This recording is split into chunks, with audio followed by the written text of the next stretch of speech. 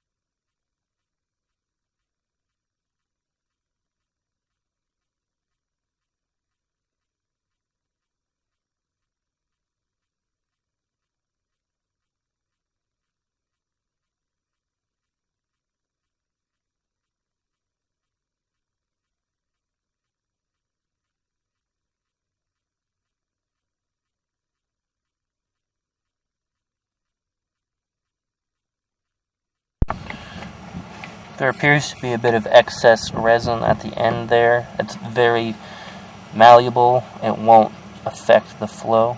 And if any chance it does, it's able to be removed very easily.